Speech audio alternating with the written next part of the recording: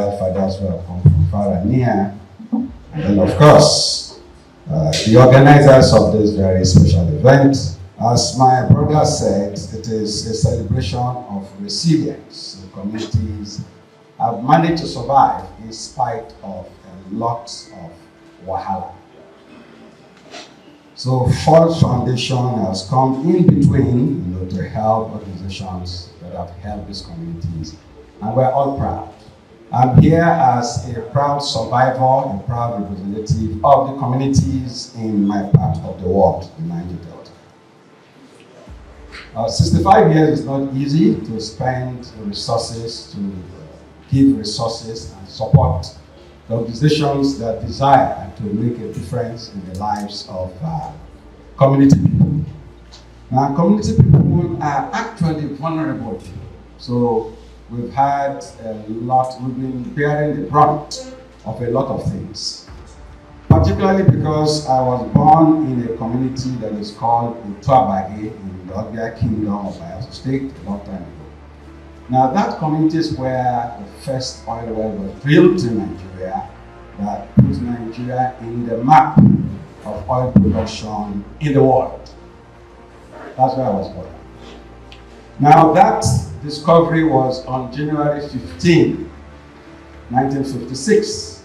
And when I read that Ford Foundation was inaugurated on January 15th, 1936, I said, there must be something connecting us. So there's an umbilical cord connection between oil and gas in Nigeria, Utuabage precisely, and then Ford Foundation. No wonder it will be very useful to us. If not for Ford Foundation, I think that it would have been so bad, it would have been far worse. So a lot of progress has been made in terms of research, in terms of women empowerment, in terms of resilience, in terms of even having victories in courts, trying to ensure that justice is earned, justice is given to the people. Of course, even the educational foundations and efforts at ensuring that young people go to school and are better fed, all these we've supported. And so we cannot thank Ford Foundation enough, and we cannot thank all the organizations that have benefited from your grants over the years. What are we going to say is to keep doing this thing, to keep supporting these organizations, perhaps even more organizations, so that until we get to the promised land, we are still far away from the promised land. So today is a day for celebrating Ford Foundation and all those who have helped to push Ford Foundation's agenda towards climate justice, women's rights, and environmental justice, and all the justices that we want. But there should be a room for improvement. Not on the side of the decision, because the decisions are clear. If you want to do Kebekachi, for instance, it's clear what you want to achieve. If you want to do social democratic network, it's clear what you want to achieve. And so far, so good. Now, Ford Foundation is having a bigger goal of ensuring that the world is indeed a better place for you and for me. So, I thought I should use today, while we are drumming and dancing, to bring to the fore something I consider fundamental, so that our effort do not just go in vain, or our having to achieve our goals do not get unnecessarily prolonged. 65 years, like the opening, the person that made the first speech said, 65 years, we are a grandparent. Okay, so you don't born Pekin, your Pekin born Pekin. In fact, if you did fast, you don't become great grandparent. So you don't born Pekin, your Pekin born Pekin, your Pekin born Pekin, don't born Pekin. So if that is what has happened, then by now we're supposed to have gotten somewhere. But why are we not getting there? And I think Ford Foundation has to look at it again. Because I always talk about licking roof and mopping the wet floor. If you don't fix the leaking roof, you will mop the wet floor forever. Even if Dangote decides to bring 20 trucks of mops, and you get all the children in River State to come and join you in mopping this room, if the roof is open and it is raining, you will mop forever and you won't have a dry floor. So, Ford Foundation, which has its roots in America, and so you have your roots in the Western world.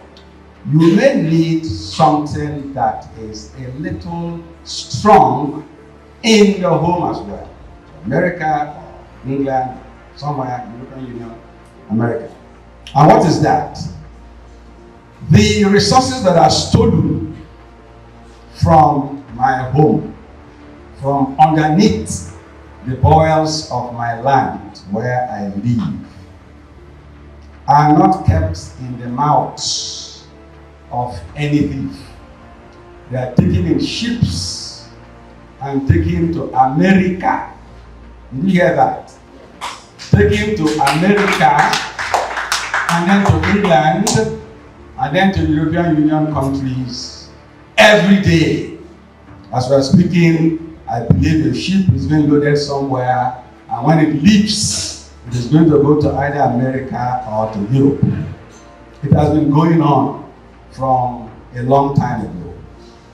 Now, if Ford Foundation, for instance, could stop that, that means you cannot take any stolen resource, be it gold, be it platinum, be it crude oil, outside of Africa to anywhere in the civilized world. I believe that we will get empowerment that is faster than you can imagine. Very important. Outside this, even the stolen resources, that is outside the physical resources, the stolen monies are banked in the Bank of America, Bank of England, Swiss Bank, and all those banks in Europe and America. And so, can't Ford Foundation, for instance, look at a way of making sure that that does not happen? And where it has happened, such funds should be repatriated. I can tell you that some of the setbacks we suffer are coming out of abject poverty and ignorance. And if the resources were there, that abject poverty and ignorance wouldn't have been there. As a matter of fact, the little that Ford Foundation is doing by this empowerment, you can see people are going around the world to speak boldly about our issues. So you can imagine if all the resources were here and then they were used for the people, the stories we are hearing will have been a different ballgame. So I want Ford Foundation, my brother and friend, Okuyole, to give this a thought, so that in the next 65 years, I don't think I'll be around then, but let's say the next 10, 20 years, if we have to reconvene, let us know that no thief in the African continent is able to take his loot to anywhere in Europe and America and keep it. Once we achieve that, we have achieved the right world that we are advocating. As a matter of fact, I had to chair a very important meeting in Bayelsa State. I had initially consented I was going to be here, but I think at the last minute I said, this class is too much, I will come. But somehow, just at the last minute, just yesterday, I left this same hotel yesterday. Yesterday morning, I left this hotel, went to Bayelsa State, and said I will make it here. And so I'm here. And so while we are thanking Ford Foundation and all the organizations that have made this impact in our lives and our environment, I am saying that Ford Foundation can be more magical.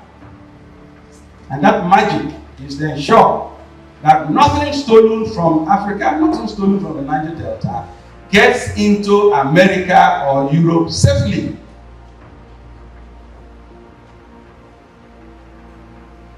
The statistics say that the stolen wealth from the African continent is about $400 billion US.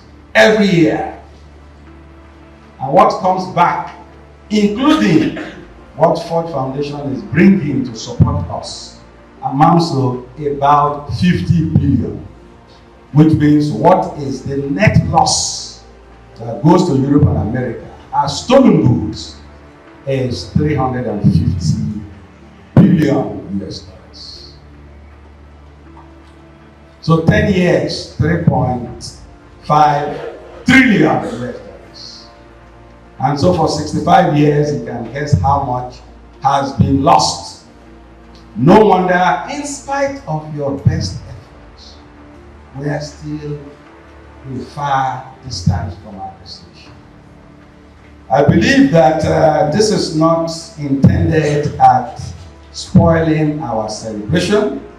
It is intended at making us look properly our dance steps and perhaps change the rhythm in a manner that the outcome will be that will make us live in a better world for you and for me. I think I should stop at this point and thank the organizers of this event for having me here.